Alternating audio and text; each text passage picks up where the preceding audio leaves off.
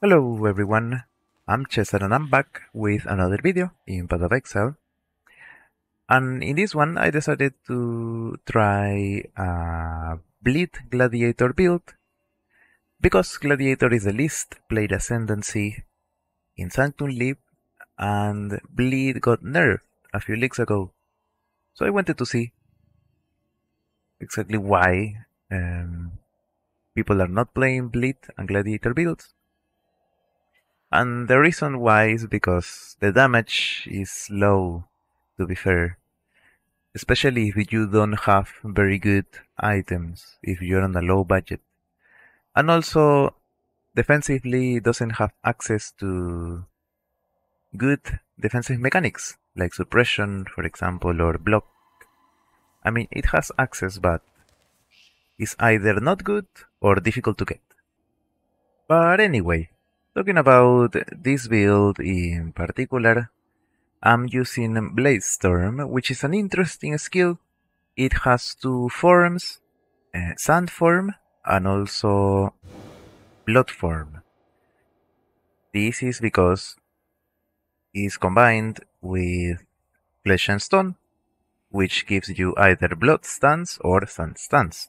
When you're in Blood stance, your Bladestorm deals more damage over time, and you have more attack speed as well. So this is more for single target. Also notice that the Bladestorm doesn't move, it's static. When you are in Sand stance, Bladestorm is better for clearing, because it moves, and it also gives you movement speed when you're inside the Bladestorm. So this is actually a decently fast build as well, because we get a lot of movement speed from the Bladestorm and in a couple different ways as well. We're using two uniques which are very important for bleed builds. Rislata is the most important one. You can also use this Iron Ring with the Herald of Purity stats with buff effect and increased physical damage. And then a two-handed weapon with big physical damage, as much physical damage as you can get, and also damage over time multiplier. Sundering Axe has the implicit of damage over time multiplier, so it's good for this build. And also you can get damage over time multiplier as a suffix, and physical damage over time multiplier as a crafted suffix. So the best weapon would be physical prefixes, damage over time multiplier, physical damage over time multiplier, and attack speed. We are using Resolute Technique, so crit is not important. And then this is also the passive tree.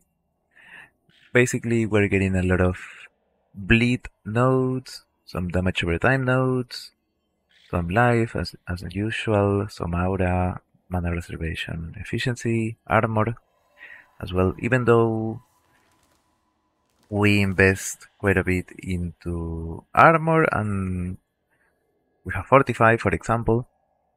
The build is still a little bit squishy. It would probably get better with suppression, but the problem is that it is rather difficult to get suppression going in the build, because the closest suppression that we can access on the passive tree is all the way over here in this wheel.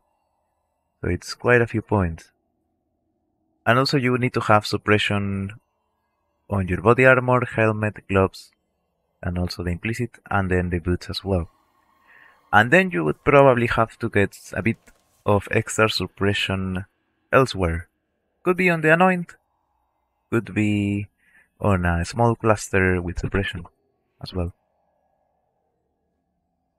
I decided to not go for that because I'm not going to play this build anymore, but it's a good option if you want to play this build, which I do not recommend unless you really like Gladiator or Bleed builds. I don't recommend it because there are better builds that can do more damage and have better defenses with much lower budget. I'm using Awaken Gems, Cluster Jewels, decent items, so yeah. The budget for this version is around 10 to 15 divines, which is actually rather low, but keep in mind that nobody is really playing bleed builds, so all the items are rather cheap. You know, I'm using quite a few Awakened Gems, none of them are more than 1 divine. In fact, a double one they are like 20 or 40 chaos. You know, this ring, which it can be very expensive, was 40 chaos. The belt was 40 chaos with a very good roll.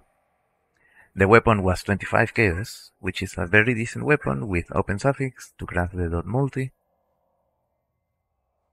The ring with the curse on hit, 1 divine. That is probably one of the more expensive items. And these gloves, which are actually very nice. Tier 1 dot multi, Tier 1 attack speed, Tier 1 life, and a bit of resistances. And it was, I think, 40 chaos or 50 chaos. No more than that. Amulet, Tier 1 life, Tier 1 dot multi, also like 30 chaos, I think. None of the clusters are more than 1 divine, in fact. Most of them are like 50, 60 chaos, or even less. I think the medium clusters are like 20, 30 chaos. So yeah, none of the items are expensive for this build.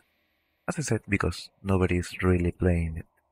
Anyway, hopefully we can see some buffs in the next upcoming league, because Bladestorm is actually a nice skill, and I really enjoyed it playing it, so I would play it again if it gets a few buffs, and I am AFK now.